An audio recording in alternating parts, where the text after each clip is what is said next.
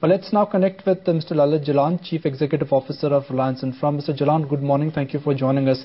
Mr. Jalan, if I look at the numbers what you've reported for the quarter gone by, revenues from the EPC division have doubled from last quarter. So which are some of the key projects which have contributed to your EPC division for the quarter gone by? We are in our EPC division, we are working on 13 projects. These are 6 power projects, 6 road projects and 1 transmission project. And as the guidance that we had given last year, as these projects are coming into rapid execution, we had given a guidance of 10,000 crores plus of top line for the year. And we are happy to report that we have done about 11,000 odd crores in EPC top line. Overall, the numbers have been very encouraging. We have had a record top line of 24,700 crores, which is a growth of 59% over last year. And our profits are at 1587 crores. Our EBITDA has grown 42% to 3,500 crores. And even our EBIT has grown to 2,500 crores. Mr. Jalan, on a standalone basis, we see that margins have come under pressure on account of higher construction as well as subcontract costs. How do we see the margins for the company going ahead, and can we see any improvement? We have always given a guidance of in the range of 8 to 10% EBITDA margins. And if you look at our margins for the year, they are in that range. We are confident that going forward we'll be able to maintain our construction margins in the 8 to 10% EBITDA margin range.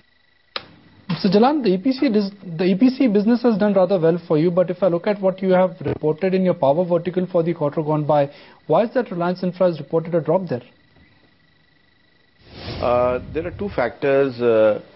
Electricity is a seasonal business, so Q4 is always the lowest sales quarter for the year owing to the weather.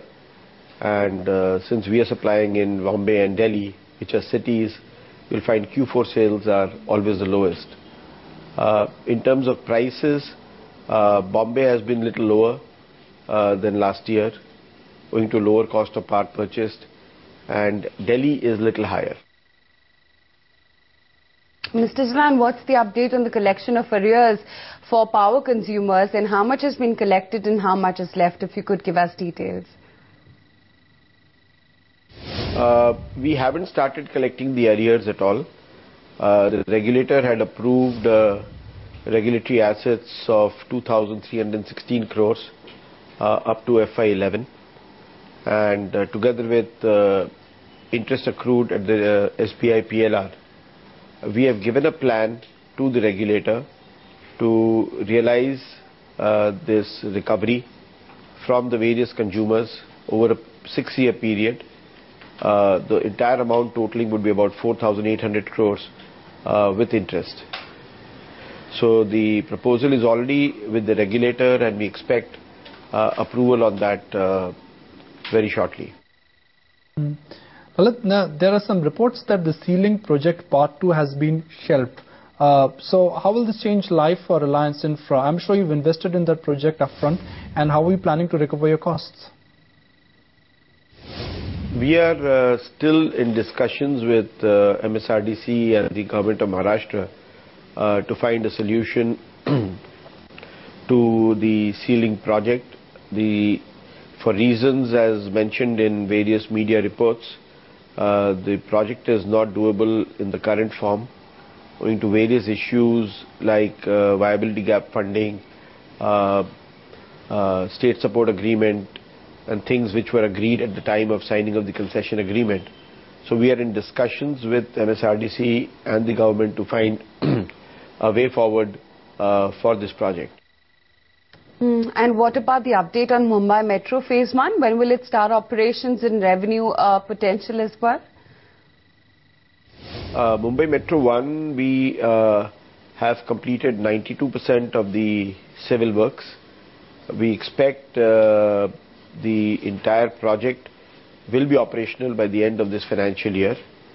If you would see that the works on the Western Express Highway bridge, which is the first cable-stayed metro bridge in the world, is almost nearing completion.